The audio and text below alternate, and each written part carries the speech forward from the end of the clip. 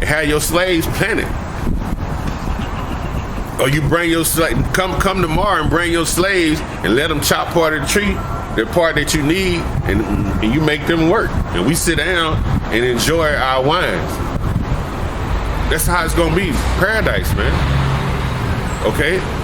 Paradise, man. That's beautiful, man. It says, arise, O Lord, Yahweh, disappoint him, cast him down, deliver my soul from the wicked, which is thy sword. So the wicked, being Esau, is the sword of the Heavenly Father right now. This is why you see Esau, every time you get stopped by the car, you nervous, because you don't understand. You probably done something against the Heavenly Father, and it's your time to be judged.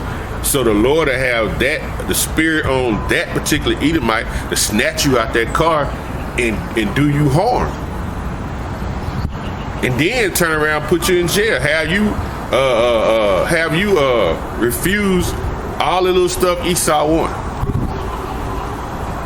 We know it's a law that you're by a universal law, you could drive a car, you could operate a car, and we know that the license is for commercial gain. If you're using that to go make a profit, you got to have a license. We know that, but this is Esau's world. So if he walked up and say, "Give me your driver's license registration," just give it to him. Just give it to him. It's simple. If he say you done something wrong, which you know you ain't done nothing wrong, and if the Heavenly Father gonna get you out of that situation, he gonna get you out of the situation. Oh, you say I was speeding? It's the way you go at it. Can you show me on your radar? No. All right, then you. Hey, that's why you have these phones now. You could go in court. Lord help him get you off. Prime example. I'll give you an example. Me and the brother Kuala. It's been twice I've been with that brother that we've been stopped, and the shit didn't look good, and the Lord saved us from the situation. And that brother looking at the video, he know what I'm talking about. I was taking him, he came down to visit me one time. I think he caught the train down here. And I took him back to Missouri. I took him back. And we went in a car, and we were going up through northeast Arkansas, and we crossed over into Rolla, that area, West Point. And we went through this little town. It was straight one horse. We went over this big hill. As soon as you go over the hill, the speed limit said 5 or 10. It was like, it's no way that you could do that speed limit when you come over that hill. It was right there. It was like a trap. So we slowed down, like, damn. So I'm probably like 2 miles over what it said. I think it was like 10. I might have been doing 12 or 13. But we get to the bottom of the hill, the lights come on. First thing me and the brother do, we throw up prayers to the Heavenly Father. That's the first thing we did. We ain't say, God damn, these motherfuckers. We threw up prayers. And that brother tell you, this is straight truth. We threw up prayers, and we had all our books, we had our bags, we had our Bibles, we had the signs in the back, the trunk, because I used to always carry the signs. And when they pulled us over, the guy started going through our shit. He was a younger cop, probably 25, and there was another cop that was younger than him. And when he opened the trunk, he saw, first sign he seen was that Cesare Borgia sign. And you could see the demons festering in this cop. Now he looking. But we knew it was spiritual. But then the Heavenly Father turned around and had, I think Kuala asked that one other cop, man, you look familiar. And he was like, you too. And then they wind up talking, and they wind up, Kuala and the other cop wind up being workmates in Osage Beach for this rich man doing flooring and tiling. They worked for the same dude on the same job. They knew each other. He was like, oh, I remember you. And once the Lord had that show, the other cop looked at the dude. Dude was like, man, I know this dude. That's what the Heavenly Father did for us. So that took the tension off the other cop to know that his partner knew Kuala. Like personally, they worked together. You could see his whole demeanor change. Okay, the Heavenly Father rescued us out of that situation. Because it could have been bad, because it was dark. It wasn't no street lights. Man, he could have shot us, put us in our own car, and drove us somewhere out and burnt the car, and we'd have been done. Because it wasn't no lights where we was at. Only the lights they had shining on them flashlights. It was dark. But the Heavenly Father rescued us out of that situation. And he did it on another time when I was with Kuala over in his part of town. He rescued us. We got stopped. And I don't think the brother had just got the car or something. I don't think there was no tags. The brother didn't have no insurance, no nothing. And a female trooper stopped us, man. We prayed in the car, me, him, and the brother Yashar. We was on our way to camp to preach the word. So we was getting ready to go do the Lord's work. And the state trooper was a female. Shoot, man, she went back there, ran the stuff, came back, just told us, don't worry about it, get it taken care of. And it was like the Lord put the spirit on her to let us go, because we was going to do the Heavenly Father's work. We weren't finna go follow a multitude, do no evil. We weren't finna do no mischief or none of that. So the Heavenly Father rescued us from that situation. And he'll do that, man. But 2/3, he'll use Esau as what? It says, deliver my soul from the wicked, which is I swore. He will use Esau to be a sword on you, Jason. He will do that. He'll use him to be a sword unto you. Okay? He will. That's what being in captivity is about. And plus, when you turn your back on the Heavenly Father, and he gave you the laws, these statutes and commandments to live by, to abide by, the rules and the regulations, basically, for you to govern yourself and walk on this land. Once you go against it, he told you, he told you, it'll be certain curses put on you when you go against this, man. All right? Isaiah 10:5, O Assyrian, the rod of my anger and the staff in their hand is mine indignation. You see that? The Syrian stands for, this is a representation of what? Esau. Because we in America in this modern day, the Syrian Empire was. Okay? But Isaiah is telling you, this is now. O Assyrian, the rod of mine anger. So he's telling you now, we look at it, oh Esau, the rod of my anger. And the staff in my hand. So Esau is that staff. He's that whooping stick in the hand of Yahweh Hashem Yahushua. It says, is my indignation. So Esau, that righteous anger, this is when you see the Most High, when you see a cop pull a dude out and beat him down, when you see how they did George Floyd, when you see how they did Trayvon Martin, the dude in St. Louis, the Chris Brown, I think his name was Chris Brown. When you see how he did them, Tawana Brawley, the last little girl that just got killed in Louisville, I can't think of her name. But when you see how the Lord did them, the young brother a couple of months ago, they did what they call an unsearch and seizure, or where they don't knock, they don't show a search warrant, they just knock and come in and shoot. That's the Heavenly Father's anger on you Israelites, man. Okay, we keep it spiritual. We keep it spiritual. We spiritual men. We're gonna tell you what it is, whether you hear or forbear. You don't have to like it. Them spirits have done things against the Heavenly Father and have not corrected it. So the Heavenly Father used Esau as his what? As his hand of indignation. That's just what it is. Okay? You could be a body walking around, but your spirit, what did your spirit do 3 generations ago? Who did you kill?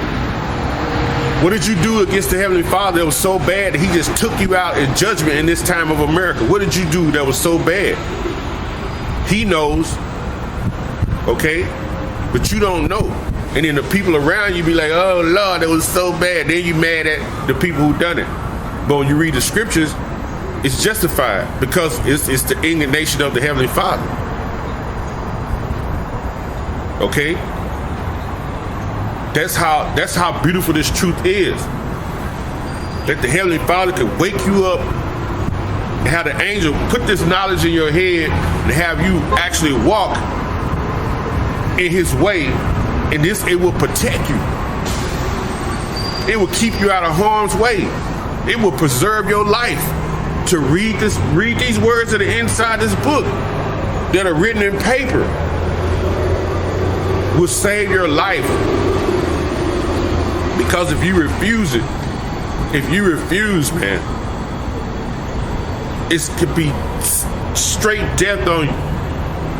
It's what you see going on. We see people getting shot, like the woman, the Latin tribe woman that was talking to the man by the wall. As soon as he walked out, a car smashed this car and it smashed her ass, man, into the wall. What the hell did she do? Like the disciples asked Yahushua, what did this man do? Man, let me see, can I find that? Because you know, man, there's certain things, man, that you be doing that will get you towed up.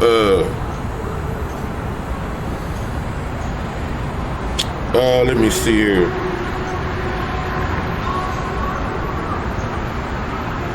I'm about to look it up on my phone right quick so I can. Let me look this up.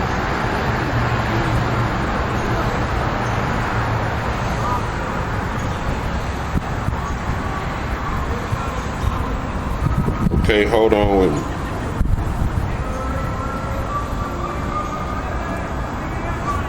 Cause you don't know what you done, born blind. Okay. That's what I thought was that, but I wasn't for sure. I thought it was call all your how about Shemel. I was in Matthew 9th chapter, but it's John 9. Okay, and Yahushua passed by, he saw a man which was blind from his birth. Okay, from his birth he was blind. He was a beggar sitting at the gate. Okay, and his disciples asked him, saying, Master, who did sin, this man or his parents? See, they said they didn't understand. They were like, who sinned, him or his parents? Okay, that he was born blind. And Yahushua answered, neither have this man sinned nor his parents, but the works of the Most High shall be made manifest in him. I must work the works of him that sent me while it is day, and night cometh when no man can work. As long as I am in the world, I am a light to the world. So in this particular case, that guy that he said nobody done nothing. I just made him blind so I could show you a beautiful, a magnificent work. But the spirits are generated every third or fourth generation, and it said you come back here for the judgment. Apocryphal. 2nd Ezra 14:35.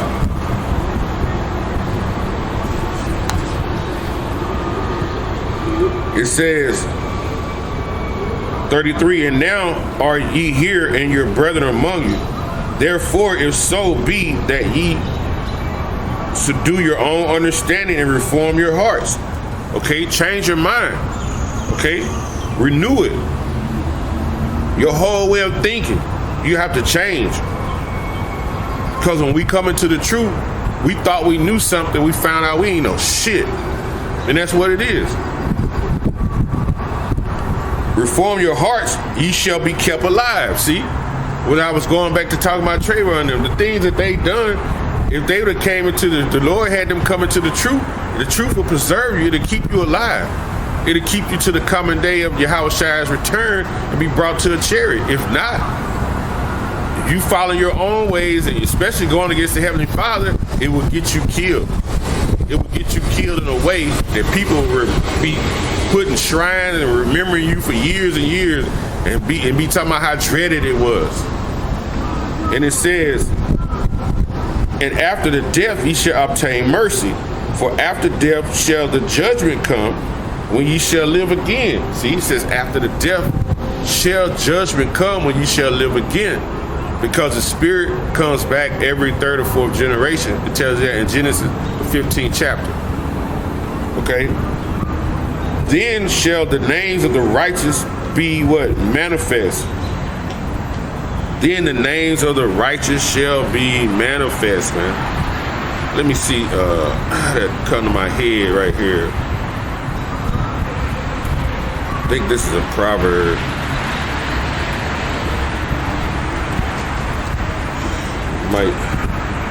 Might be Proverbs 10:9. He that walketh uprightly walketh surely, but he that perverted his ways shall be known. So you that pervert your ways, the Heavenly Father gonna show it, because he gonna have Esau and them. He gonna have that rod of his indignation tear you up, man. You gonna be made a laughing stock in the heavens, but you gonna be a sorrow to the people on the earth, because the way the Lord kill you, like I said, it's gonna be remembered. Man, he did that, man. But it's all the Heavenly Father, man. The Heavenly Father said, I kill and I make it alive. He said, I create the darkness, I create that evil. Okay? He tell you that Isaiah 45, and then he tell you that in 1 Samuel 2:6. The Heavenly Father. Okay? He do all these things, man. And it says, for after the 2nd Ezra 14:35, for after the death shall the judgment come, when we shall live again, and then shall the names of the righteous be manifest, and the works of the ungodly shall be declared. Okay? The works of the ungodly shall be declared. Meaning it's gonna be a vouch, so to speak, made known. I think let's go to Sirach. This one is Sirach. Let's see.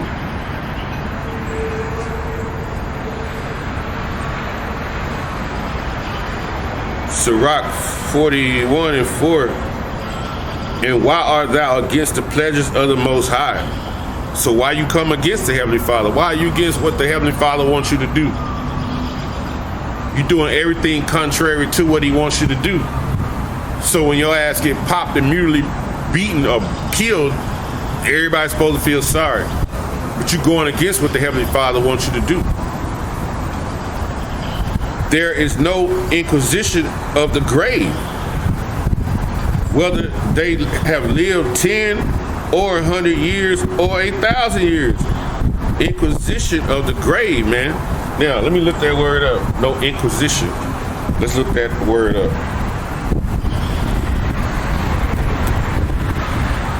Okay. Inquisition.